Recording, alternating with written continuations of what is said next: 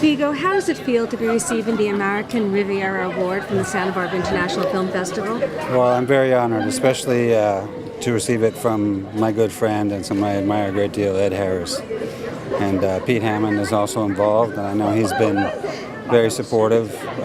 He was one of the earliest to see and recognize what Pete Farrelly accomplished with Green Book, so I'm in good company.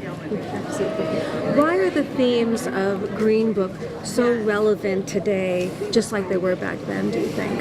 I think they're always relevant, you know. The idea that you can get past the limitations of your first impressions by simply opening your eyes and your ears and your heart and spending some time with people who are different than you or seem very different at first. You inevitably come to realize that you're not so different at the bottom of it, really.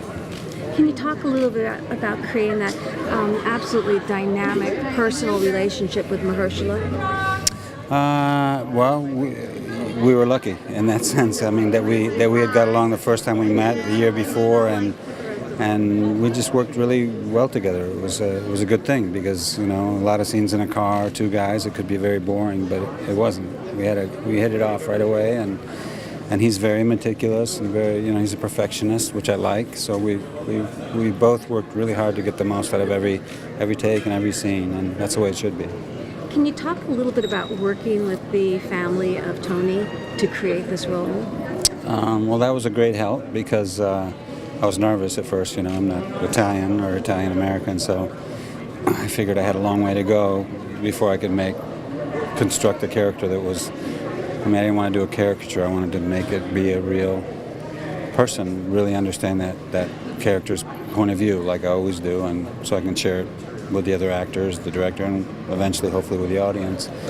And I was quite nervous at first, but once I met the Vallelonga family, they were very generous with me about their memories of the real Tony Lip, and you know, recordings of him, recordings of Don Shirley. So I started to get a picture of him, you know, through them, and just watching them. Obviously, they're his family, so the way they talk, the way they move, the way they interacted with each other, that was really helpful.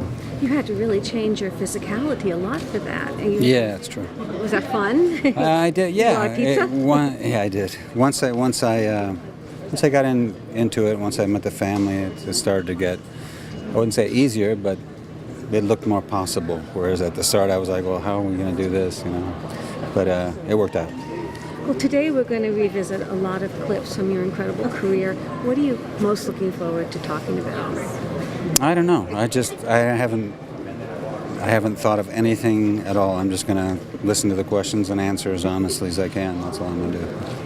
What's next for you? I'm directing a movie starting March 4th. We're going to start shooting, and it's called Falling. It's a story about a father-son relationship. Are you also acting in it? Yeah, I'm playing the son. Wow. Yeah. Double duty. Yep. Well, thank you so much for your brilliance, and thank you for being here. Thank you. I'm honored to be here.